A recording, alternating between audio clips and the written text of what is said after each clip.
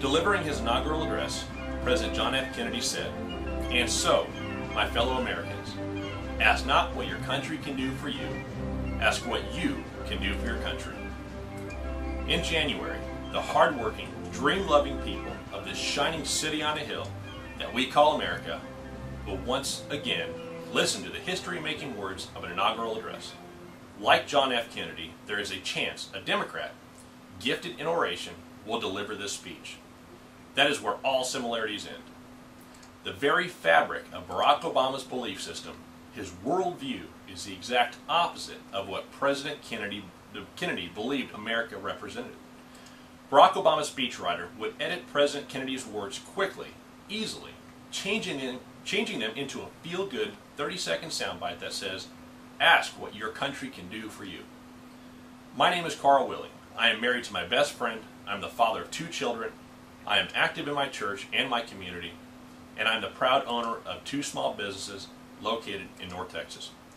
Barack Obama talks of change, but he stands on the sidelines in Monday morning quarterbacks while others make tough choices and walk through the fire. You see, Barack Obama is very good at convincing people like you and me that somehow this country has failed, that despair is normal, and that true hope is only attainable through collective support of government ideals. He eloquently endorses an America where the business climate and individual freedoms are controlled by the government. He tells normal, everyday people that are striving to one day achieve the American dream, that he wants to put in place a government that is equipped to spread the wealth. Mr. Obama calls that change, but that is not change at all. Let me tell you my story. I have lived Barack Obama's change. I have also fled from it. You see, 4 years ago, my wife and I called California home. We worked in a small, family-owned business. As head of operations, I witnessed firsthand the devastating effects of government intervention, regulation, and soaring tax rates. I watched everyday people, other small businesses, struggle, long before the idea of a struggling everyman became popular in this election. 4 years ago, if I had lived the belief system Barack Obama has endorsed, if I believed in my heart, as Mr. Obama does, I would have turned to the government for help. Mr. Obama speaks of the poverty of ambition to describe people like me. I strongly disagree. I believe that men and women that wait around for salvation to arrive, to change their situation and fix all their problems, live a destructive life, overcome by the poverty and ambition. I refuse to make that choice. Instead, I did something I believe the vast number of Americans long to do. I did what so many throughout this nation's history have done. I honored those men and women of free spirit, of self-reliance that blazed an unknown trail. I packed up my modern-day equivalent of a covered wagon, the U-Haul trailer, uprooted my family, and moved to a better place. My wife and I made the radical choice to change our circumstances, and we moved to a different state. Was it scary? Absolutely. Was it uncomfortable? Of course. But deep in my heart, in the very recess of my soul, I understood the truth that John F. Kennedy understood. No one else was going to swoop in and ensure the livelihood of my family. That was my job, my personal responsibility. If I did not make the hard choice, if I did not leave my hometown and strike out in search of new beginning, my family would suffer. It would be no one's fault but my own. We moved to the Dallas-Fort Worth area. Again, like those agents of change that fill our history books, when we moved, we knew no one when we arrived in Texas.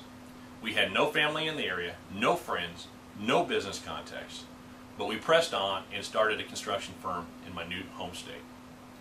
The Texas environment is friendly to businesses and encourages growth through hard work, not government oversight. Texas has no state income tax. California does. Taxes are lower. The state government of Texas is not financially bankrupt and seeking a bailout like California. The economic climate in Texas is pro-business and lacks the government rule that Mr. Obama wants to see implemented, turning the United States into a California. Because of these reasons and others, my wife and I joined the 300,000 people that move every year to Texas. Since we opened our doors, we now have gross revenues of $29 million a year and have experienced an average growth of 144% yearly. On Tuesday, if Barack Obama is elected president, I once more will find myself in danger of being penalized for believing, for dreaming, for wanting the best for my children and for my future grandchildren. Barack Obama wants others to benefit from my hard work by forcing me to give what is not his to give. Barack Obama's plan insults my sacrifice, my hope, and my sleepless nights worrying if my vision will work out. His words mock my desire to grow my business so I can create more jobs and hire talented people that have dreams of their own. He wants others to benefit from your hard work too. That is not change. That is flying in the face of ask not what your country can do for you.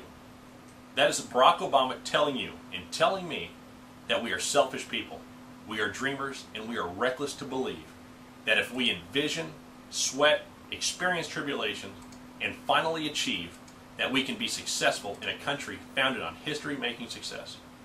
Somehow Barack Obama is praised for saying, "My desire to improve my life, to establish a home, and leave a legacy for my children is wrong." Why is it wrong to want to achieve more? I don't know a single person that doesn't want to earn a higher income. That's what Americans do. We work hard, get down in the dirt and mud, and strive for success. Or we don't. That is our individual choice, guaranteed by our freedom. Barack Obama has built his campaign on the foundation that America's best days are gone and must be found once again. I strongly disagree. Throughout our history, America's best days, our proudest moments, have always arrived during moments of great adversity and turmoil. As a people, we hear the call during troubled times and we respond. We don't wait around for the cavalry to come to the rescue. We are the cavalry. We don't quit, we don't give up. We stand up, dust ourselves off, and our ingenuity and hard work always conquer. President John F. Kennedy gave another speech. In it, he offered a lesser-known quote. "The great enemy of the truth is very often not the lie, deliberate, contrived, and dishonest, but the myth, persistent, persuasive, and unrealistic." I have lived the myth promised by Barack Obama. It is persuasive, but absolutely unrealistic. These last 4 years, I have lived the life of truth, hope, and the American dream. That is why, as a husband, a father, and a small business owner, I will vote for John McCain on Tuesday.